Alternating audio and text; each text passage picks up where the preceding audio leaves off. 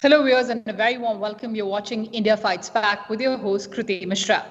Indiscriminate steroid usage and high blood sugar levels are potentially responsible for driving an uptick in a rare fungal infection among vulnerable COVID-19 patients. Public health experts are blaming the indiscriminate use of steroids to treat COVID-19 as a likely cause.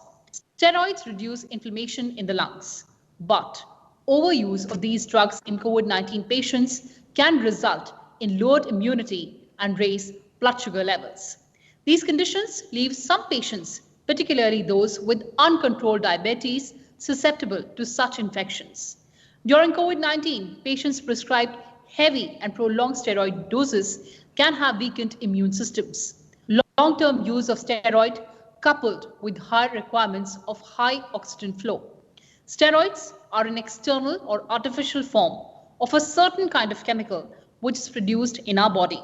And why is it so important to always rely on medical advice before consuming steroids? Let's find out from our distinguished panelists on the show today.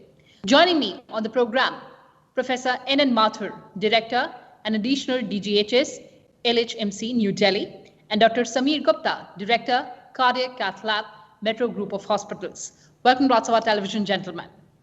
Thank you so much. Thank you. All right, Dr. Gupta, coming to you first. We understand that steroid reduces inflammation, but what is a steroid? And before the pandemic struck us, where and how was it used? Yes, so steroids are basically a class of drugs which are used to reduce inflammation. Okay. Now, a steroid is basically made. Cortisol is actually the hormone which is made by our body and is made in situations of stress. So when your body is under attack and there is stress, the body makes the steroid hormone to try and compensate and help the body acclimatize in that time. Now, steroids, these drugs have been used for a long time. They're used to treat multiple conditions, whether it's inflammation, like arthritis. It's sometimes used to treat asthma. It is used as an immunosuppressant to treat treating cancers also. The long-term use of these drugs, though these drugs are very good in the short term, we do know that when these drugs are used for a long time, that means for prolonged duration, they have a lot of side effects. All right, side effects, we'll just talk about that. But before that, Dr. Mathur, how does it help in fighting COVID-19, the steroids? So, steroids are basically, they reduce little bit of inflammation. So, it was noted in the study in UK that in COVID, if you give steroids in some part of the illness, then the inflammatory part, which is little more than what you would like to have in a patient, would get little reduced, and they were helpful, and they are helpful to an extent that if properly used, they will reduce the body's reaction, the inflammatory reaction, and bring it down to certain level which is required. But it comes with the caution that it should neither be used too early when it is not required, and used with constant monitoring, and some doctors should be monitoring all the parameters very closely while the patient is on steroids, except if he's taking just 2 or 3 puffs as an inhalation. If the person is on steroids tablets, or person is on steroid IV injections, then he has to be monitored closely, even if in certain situation where the availability of bed was not there and he's being monitored, he's being given steroids at home, even then it is to be very, very closely monitored. It has to be very, very closely monitored. But Dr. Gupta, you were telling us about the side effects of steroids. So what are the possible long-lasting side effects of steroids? Yes, so steroids are very strong drugs. So steroids are very strong drugs, and they reduce inflammation, and they also cause immunosuppression. When these medicines are used for a prolonged period of time, they can increase blood pressure. Even in the short term, actually, they can increase blood pressure. They increase your sugar. They lower your body's immunity level and increase the susceptibility of your body for secondary infections. These infections could be something like the fungal infection we hear about, the mucormycosis. You can have candida. You can have secondary bacterial infections. It also, over a period of time, can reduce the calcium in your bones and cause osteoporosis. So these are very strong drugs. In fact, time and again, Kriti, medical science has always developed a second line of drugs in, for example, arthritis. And they're called steroid-sparing drugs because we know that these medicines have long-term side effects. So is there something else, potentially less toxic medicines we can use for those illnesses? Steroid-sparing medicines. So these medicines are not child's play. They're not like taking a multivitamin every day. Nothing of that sort. These are strong medicines. We need to be cognizant when we use them, and we need to be cognizant that they have to be under a medical supervision and not to be taken just like popping in any other pill. Absolutely. This has to be strictly under medical supervision. That's the point that we're trying to drive home. But we were also talking about what time and in what measure it has to be taken. Dr. Mathur, steroids to treat COVID. In what cases and what point does it become absolutely necessary? So in COVID, initial phases, you will find that the patient has viral infection and the virus replicates. And if you give steroids at that stage, then it may be counterproductive. It may enhance the production, the replication of the virus because it reduces the immunity of the body. And it may be counterproductive if the steroids are started too early. Usually in the second week, after 7 days, the inflammation starts and it increases, and that is usually the time when the steroids will be useful if need be. Usually they are given if the saturation is falling. Sometimes they may be given even earlier, but usually they would be indicated if the saturation of oxygen in the body is falling. So it has to be under doctor's supervision, and he has to closely monitor the blood parameters, the sugar levels, and even other parameters. Many investigations serially would be required while the patient is on steroids. Dr. Gupta, we also heard earlier that steroid use too early may be causing drop in oxygen. What is your take on it? Yeah, Kriti, so this is something which we saw, some data which came out of the earlier trials. And what the thought, I'll tell you how the entire story went. When we were, if you think about it, this disease is only a year and a half old, right? I mean, before December 31st, 2020 to December 21st, 2019, 99.99% of the world didn't even know anything there was COVID, right? I mean, the virus was it's only in middle December that we heard about the first pneumonia and then the NEJM publication. So this is a very new illness, and every day we are learning something new about it. What we learned in the initial part of the illness was that there's a lot of inflammation which we find in this illness. There is this inflammation which was completely getting out of control, and we didn't know what it was all about. So we started giving, and that is when the role of steroids came in, because steroids are an anti-inflammatory drug. So when we started doing that, we saw that. We started doing that in the second part of the illness. Then we said, what? If we started in the first part of the illness, can we kind of prevent the second part of the illness, which is the cytokine storm phase? Can we try and prevent that? So, this was studied very closely, and what we found was there was not much benefit. In fact, there was more clinical harm. Okay, this harm was because so in the first part of the illness, the virus is kind of replicating in your body, like Dr. Mathur said. The virus is replicating in your body, and your body's immune system is trying to fight it. In the second part of the illness, after the first 7-8 days, the body has kind of curbed the virus down, and now your immune system is hyper-reacting. So the use of steroids is in the second part of the illness where the body is hyperreacting. And in the first part of the illness, when the virus is actually replicating in your body, if you give steroid, it causes immunosuppression and reduces the body's ability to fight the virus. So that is why the entire thought came about. That is what we've learned about that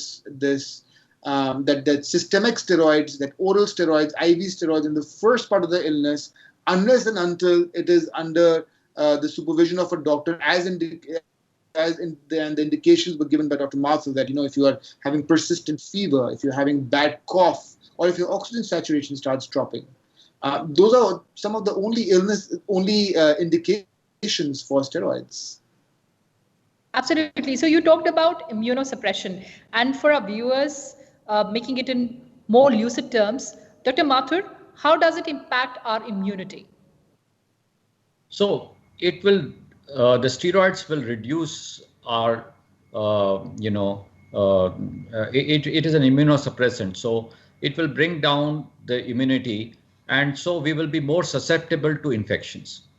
So other infections like some bacterial infection or some fungal infection, we will be more susceptible. So we have to be very careful, in our care of these patients once they are on steroids, that they do not get some other infection. And that infection can come from any route. It can come from the air, it can come from eating, or it can come from anything.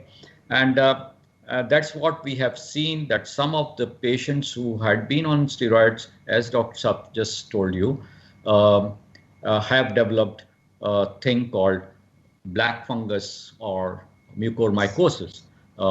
That incidence of it is little bit on rise. All right, so we'll just understand about mucormycosis in just a bit. But before that, Dr. Gupta, there are thousands of patients who are in home isolation right now. Are patients in home isolation given steroids? What should they do? What is your advice to them? So, patients in home isolation are usually patients with mild symptoms, and their oxygen saturation is above 94%. They don't have pneumonia. They may have some fever, right? And these patients do not need steroids, right? If your oxygen saturation is fine, if you don't have much in terms of fever, you have a mild runny nose, maybe a little bit, 101, 102 fever, you do not need steroids, right? But a short course may be required in some people, but that is under strict medical supervision. And that is if they have like really bad cough, if they have high fever, if the cough is not coming down. That is when you would start the steroid. Or if you see the oxygen saturation starting to drop, that is when you would start using steroids. Now, the steroids are of two types, right? One is the oral steroid that everybody's using, the dexamethasone, the methylprednisolone, the hydrocortisone. Those are the oral steroids. Now, there is also inhaled steroids. Inhaled steroids are ones in which you take a pump and you inhale them with a deep breath, and they go directly into your lungs.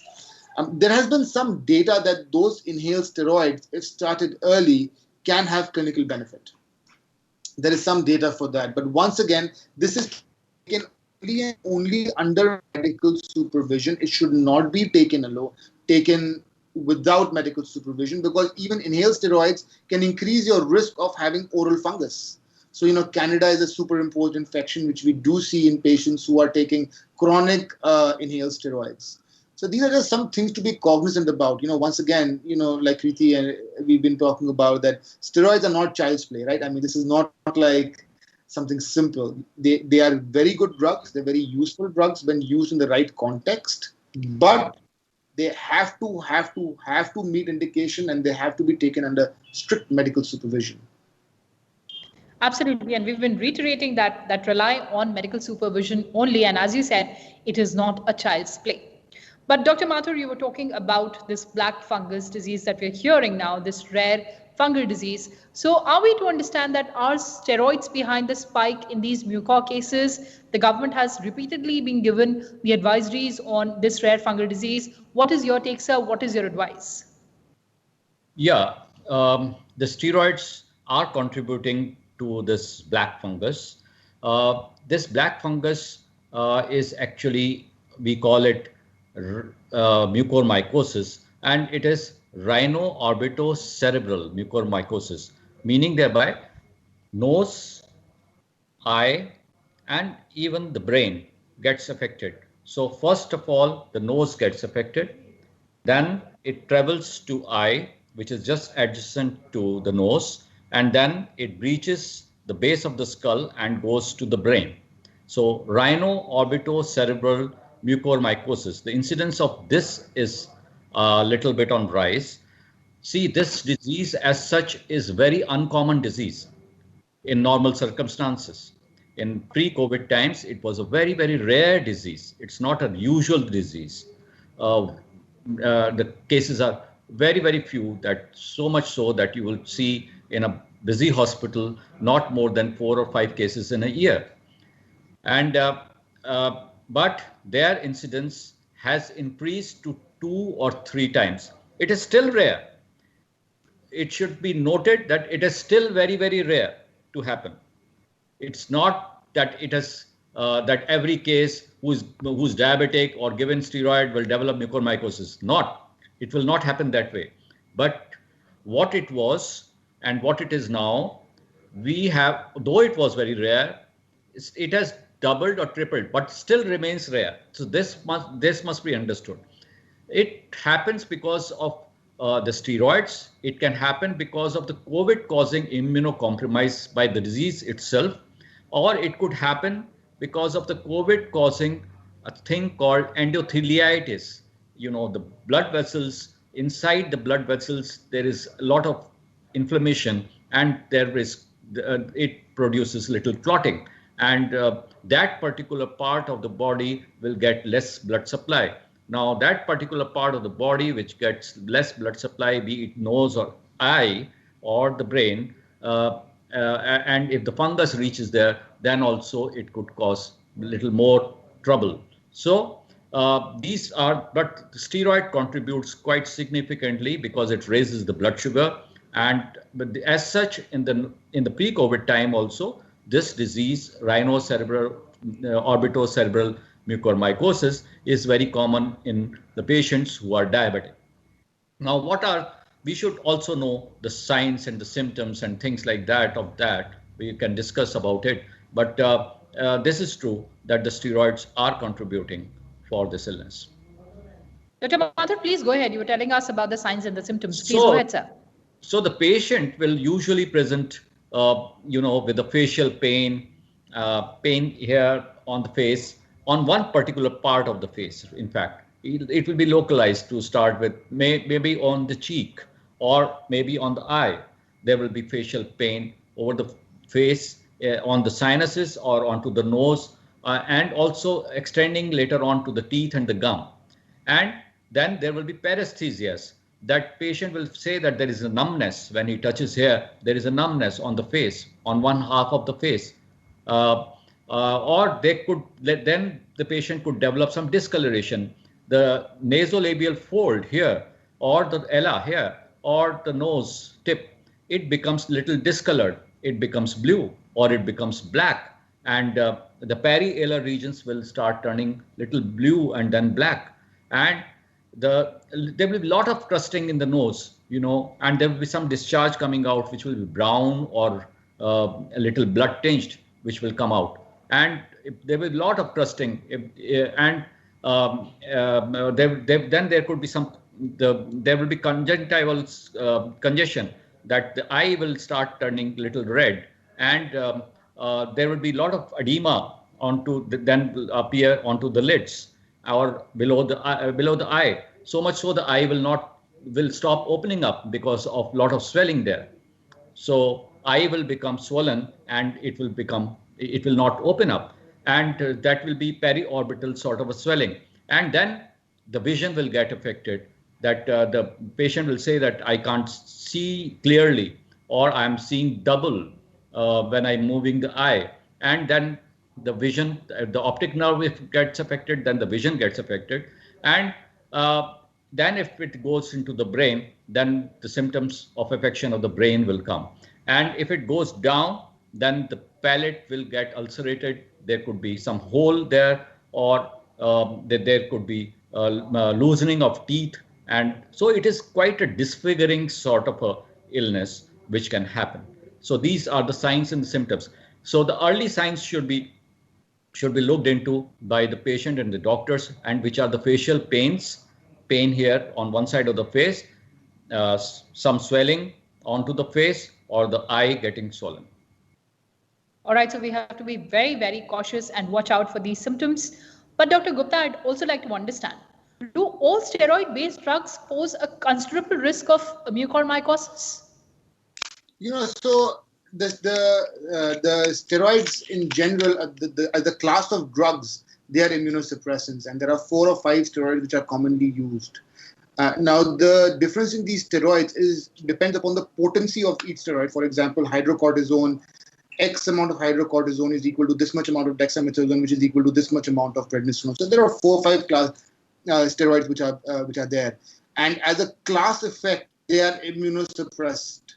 So yes, they do, if used in high doses, then definitely used in the high doses in the subset of populations, or even in moderate doses in the subset of population, does increase your risk of mucormycosis. Now, the other steroids that we are talking about is the inhaled steroids. I don't think there's any data to show that inhaled steroids by themselves increase the risk of mucormycosis. All right, so time for closing comments from both my guests. Dr. Mathur, use of steroids without medical supervision is highly dangerous and can result in severe fatalities. So your closing comments on this. Yeah, the steroids, if given, should be very well supervised, and you should be under some doctor supervision whenever you take steroids, and take the steroids to the minimal possible time in COVID, which the doctor subscribes, and don't keep taking it for a prolonged period beyond what is required.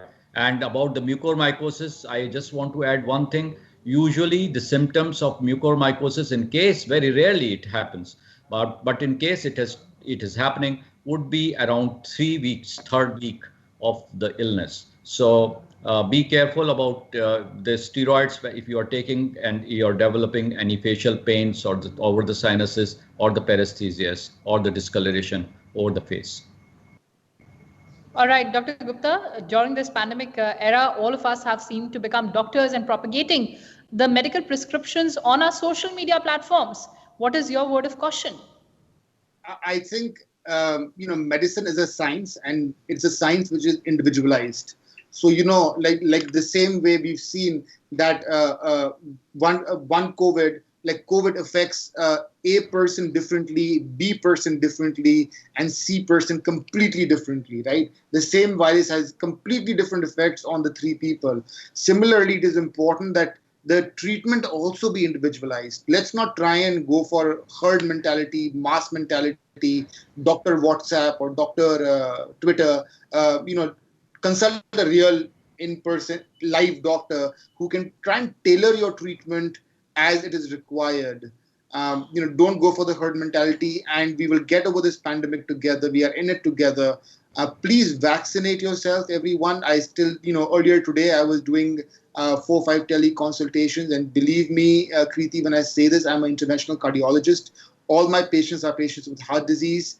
3 out of those 5 patients were asking me vaccinated despite their eligibility, and they were asking me, should I get vaccinated? So please get yourself vaccinated. If you have any questions whatsoever, please reach out to your doctors and get them clarified now, because it is only with vaccinations that this pandemic is going to end. You made 2 very important points, Dr. Gupta, and I'd also like to elicit his perspective, Dr. Mathur's perspective on that. Sir, individualized treatment and vaccination. Your take, Dr. Mathur. The vaccination is, as very much highlighted by Dr. Sameer Gupta, it is the way to fight this disease. So vaccination is the only way that will bring us out of this pandemic. And it is as early as possible, the whole population has to get vaccinated, and there is no doubt about it. And the individualized treatment, yes, every patient who is having COVID will have to have its own prescription under the care of a doctor, and especially in the cases where patients are getting steroids, have to be closely monitored. All right, Dr. Gupta, I give you the last word on the show. So there are no medications that are not given without any thought and caution. How do you drive home this point? Absolutely. Medicine is a science. It's a science which is based on experience and on the individual person. So everything that is given is really thought of by the doctor and the treating physician and by everyone. And that's how the guidelines are also coming up. Everybody's thinking, seeing what the data is, seeing what the science is, seeing how we can implement that. It sometimes gets very frustrating for the family members or for the individual patient when they see themselves a little helpless and they say, let's do more.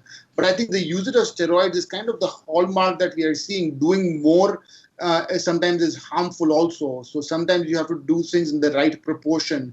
And that is where medical intervention and close monitoring and everything else comes in. One more thing, Kriti, I would just like to say, which we are seeing a lot of, is that, oftentimes people are, the beds, at least I can speak for Delhi, the bed situation is now a little bit better. There's some, and Dr. Mathur would also attest to that. There are multiple facilities that have opened up in Delhi NCR as triage facilities where there are oxygen concentrators. A lot of people right now I'm seeing are setting up home ICUs. They are, they're procuring cylinders, they're getting oxygen concentrators, and they are treating the family members at home.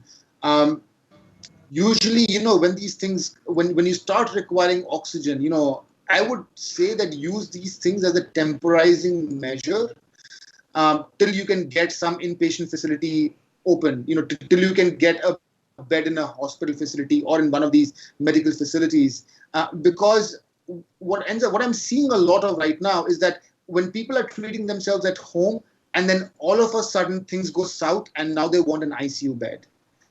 And that brings a lot of panic, a lot of havoc is created, and it brings a lot of stress. And maybe if you are in a medically supervised facility, wherever it might be, whether DRDO, whether any of the other facilities, where there is some medical supervision, you may be a touch better off. Now, I do understand that this is individualized. Not everybody has that option, but it's just something to consider because the ICU bed demands have really increased. Absolutely. So I'll borrow your sentence to close the show, that medicine is a science based on experience. So please rely on medical supervision only. Well, on that note, thank you so much for joining us on this show today. Well, viewers, that's all we had for you in this edition of India Fights Back. But before that, let me remind you once again, to stay safe from the coronavirus pandemic, remember to wear a face mask and wash your hands and face regularly, and ensure that you maintain physical distancing whenever you're stepping outside. Well, these simple precautions are all it takes to defeat this pandemic. Take very good care and goodbye.